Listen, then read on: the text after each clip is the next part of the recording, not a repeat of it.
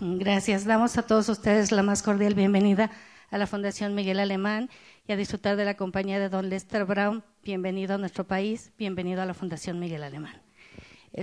Pues nos acompañan los consejeros de la Fundación Miguel Alemán, como siempre activos y apoyándonos en estos importantes eventos, así como instituciones hermanas que nos han acompañado para hacer posible esta cátedra, el Climate Institute, Fundación Pedro y Elena Hernández, Imperllantas, quienes han colaborado con nosotros en este esfuerzo institucional por lograr la cátedra anual de Miguel Alemán Valdés 2010.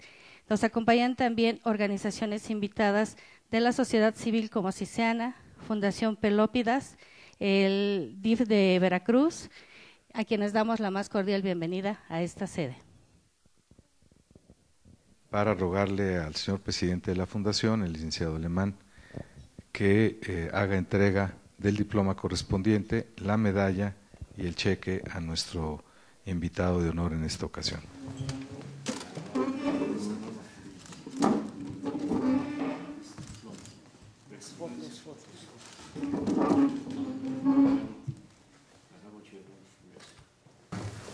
Thank you for the opportunity to be here this morning. This is a very historic and inspirational place for me, and I appreciate very much this recognition of work on our shared concerns.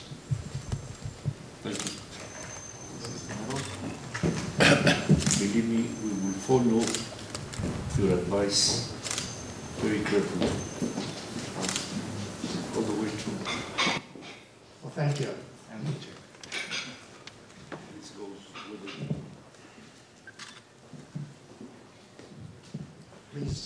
Please be seated.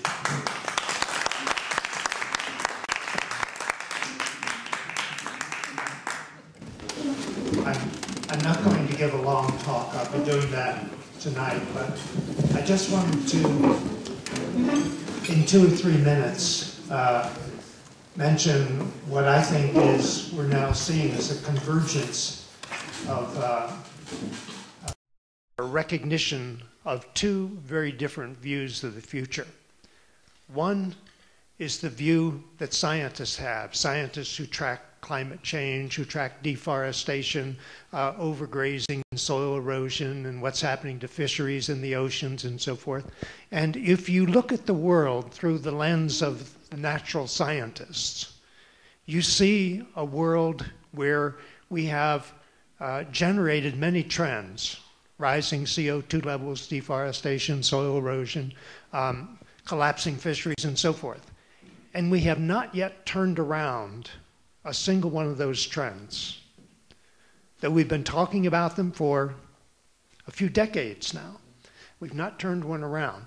We know from earlier civilizations that those that were not able to reverse the environmental trends that were undermining them eventually declined and collapsed. We are no different. I mean, we're very modern, high-tech, urbanized, but we are as dependent on the Earth's natural systems as were the Sumerians and the Mayans and many other civilizations whose archaeological sites we now study. Now, this is one view of the world in a very encapsulated form. The other view is the view of economists.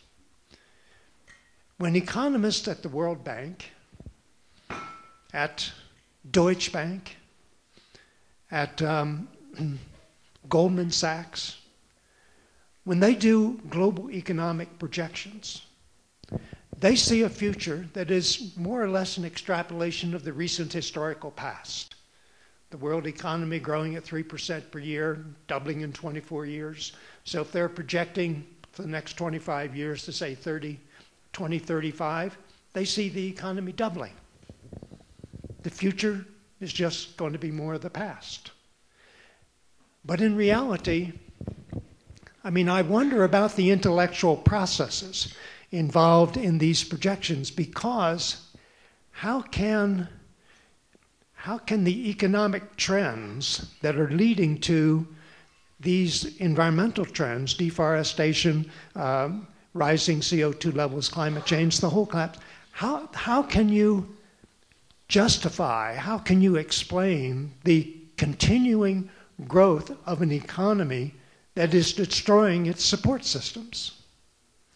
And I mention this contrast because it is fundamental to our future.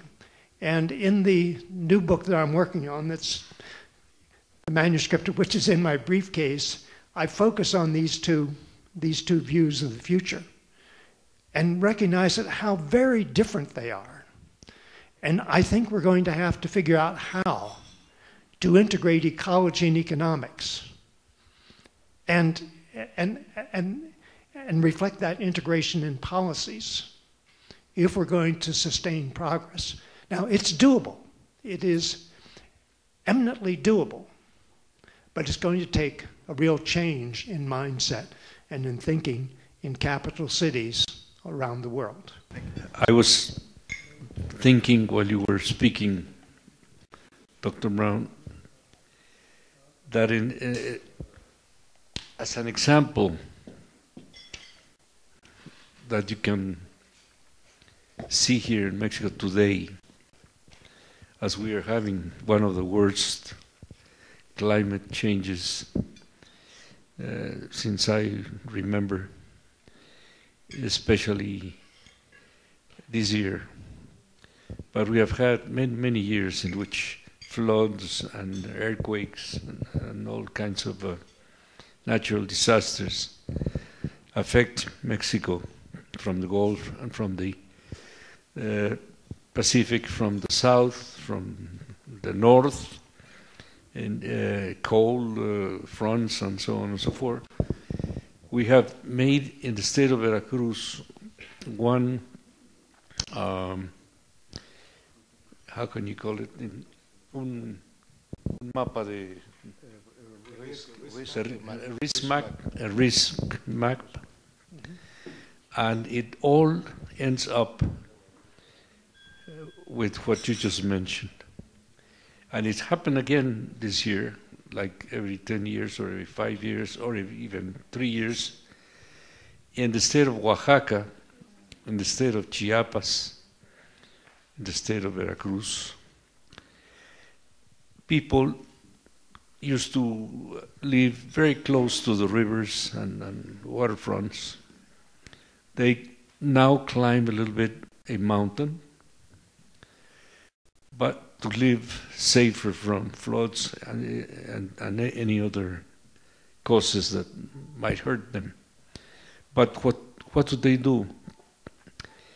They destroy all the forests around their homes, and their crops are on top of their homes, like corn, for instance. So when it rains, everything comes down. And many people were killed a week ago, last week, because the whole earth came down as mud and water and have killed many people in these 3 different states. This is a very good example in a small way of what we're doing in a larger scale in cities and rivers and everything we are trying to beautify or to enlarge for business and economy. And as you said, instead of counting our mistakes, and if the economists can always compare all the things we have done wrong.